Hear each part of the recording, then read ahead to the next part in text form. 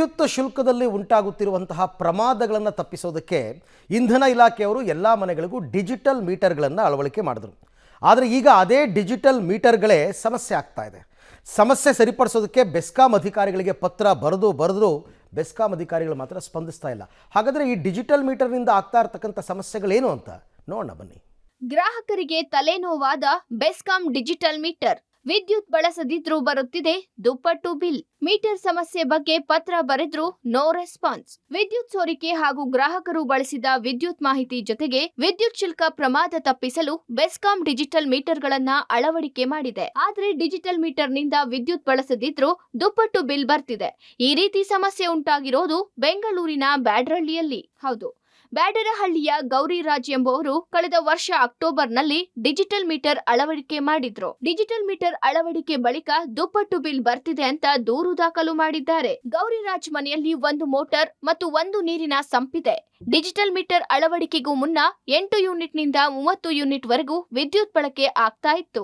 ಆಗ ಬರೀ 300 ರಿಂದ 400 ರೂಪಾಯಿ ಬಿಲ್ ಬರ್ತಾ ಇತ್ತು. ಆದ್ರೆ ಡಿಜಿಟಲ್ ಮೀಟರ್ ಅಳವಡಿಕೆ ಮಾಡಿದ ಬಳಿಕ 400 ರಿಂದ 600 ಯೂನಿಟ್ ವಿದ್ಯುತ್ ಬಳಕೆ ಆಗಿದೆ. ಇದರಿಂದ 8 ರಿಂದ 10 ಸಾವಿರ ರೂಪಾಯಿ ಬಿಲ್ಲು ಬಂದಿದೆ. ಈ ಬಗ್ಗೆ ಬೆಸ್ಕಾಂಗೆ ದೂರು ಕೊಟ್ರು ಅಧಿಕಾರಿಗಳು ಮಾತ್ರ ಇದಕ್ಕೂ ನಮಗೂ ಸಂಬಂಧ ಇಲ್ಲ ಅನ್ನೋ ರೀತಿ ವರ್ತಿಸಿದ್ದಾರೆ ಅಂತ ಗೌರಿರಾಜ್ ಅಳಲು ತೋಡಿಕೊಂಡಿದ್ದಾರೆ. ಮೊದಲು ವೀಲ್ ಬೇಸಸ್ ಮೀಟ್ರ್ ಇತ್ತು.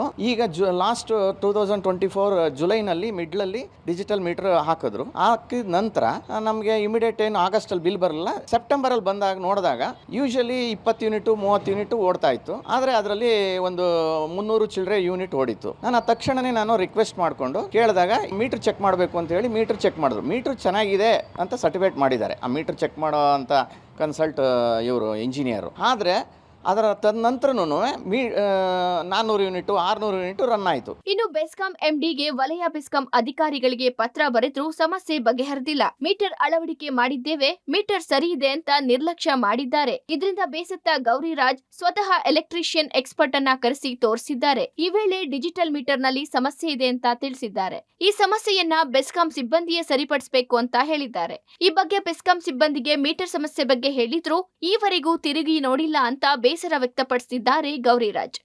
ಅವ್ರು ಏನು ಸರಿಪಡಿಸಲಿಲ್ಲ. ನಮ್ದೇನಿದ್ರು ಬರೀ ಮೀಟರ್ ಅಳವಡಿಸೋದು. ನಿಮ್ದು ಏನೇ ಇದು ಫಾಲ್ಟ್ ಆಗಿದ್ರು ಅದಕ್ಕೆ ನೀವೇ ರೆಸ್ಪಾನ್ಸಿಬಿಲಿಟಿ. ಮನೆ ಬೇಕಾದ್ರೆ ಸುಟ್ಟೋದ್ರೂ ಅದಕ್ಕೆ ನಮ್ಗೆ ಜವಾಬ್ದಾರಿ ಅಲ್ಲ. ಇಂಡೋರಲ್ಲಿ ಏನೇ ಆದ್ರೂ ನಮ್ದು ಏನಿದ್ರು ಔಟ್ಸೈಡ್ ಅಷ್ಟೇ ಕೆಲಸ. ಬರೀ ಮೀಟರ್ ಫಿಕ್ಸ್ ಮಾಡೋದು ಅದಕ್ಕೆ ಜವಾಬ್ದಾರಿ ಅಲ್ವಂತೆ. ಅಂದ್ರೆ ರೈಟಿಂಗಲ್ಲಿ ಕೊಡಲ್ಲ, ಬಾಯಿ ಮಾತಲ್ಲಿ ಹೇಳ್ತಾರೆ. ನಾನು ರೈಟಿಂಗಲ್ಲಿ ಕೊಡಿ ಅಂತ ಕೇಳ್ತೀನಿ. ರೈಟಿಂಗಲ್ಲಿ ಇದುವರೆಗೂ ಕೊಟ್ಟಿಲ್ಲ. ಅವರು ಇವತ್ತು ಒಪ್ಕೊಳ್ಳೋಕೆ ರೆಡಿ ಇಲ್ಲ. ಮೀಟರ್ ಕರೆಕ್ಟ್ ಆಗಿದೆ, ನಮ್ದು ಮೀಟರ್ ರನ್ ಆಗಿದೆ. ಆ ಮೀಟರ್ ರನ್ ಆಗಿರೋದಕ್ಕೆ ನೀವು ದುಡ್ಡು ಕಟ್ಟಿ. ಎಷ್ಟು ಸಾವಿರ ಆಗಲಿ ಲಕ್ಷ ಆಗಲಿ ನಿಮ್ಮ ಕಟ್ಟೋ ರೆಸ್ಪಾನ್ಸಿಬಿಲಿಟಿ ನಿಮ್ದೇನೆ, ನಮ್ಮ ಕೆಲಸ ಅಲ್ಲ.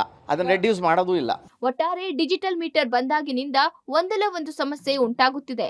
ಈ ಬಗ್ಗೆ ಬೆಸ್ಕಾಂ ಅಧಿಕಾರಿಗಳಿಗೆ ದೂರು ನೀಡಿದ್ರು ಅದ್ಯಾಕೋ ಈ ಮೀಟರ್ಗಳ ಬಗ್ಗೆ ತಲೆಯನ್ನೇ ಕೆಡಿಸಿಕೊಳ್ತಿಲ್ಲ. ಬೆಕ್ಕಿಗೆ ಚೆಲ್ಲಾಟ, ಇಲಿಗೆ ಪ್ರಾಣ ಸಂಕಟ ಅನ್ನೋ ಹಾಗೆ ಆಗಿದೆ ಗ್ರಾಹಕರ ಪರಿಸ್ಥಿತಿ. ಈ ಬಗ್ಗೆ ಸಂಬಂಧಪಟ್ಟ ಅಧಿಕಾರಿಗಳು ಗಮನ ಹರಿಸ್ತಾರಾ ಅಂತ ಕಾದ್ ನೋಡ್ಬೇಕಿದೆ.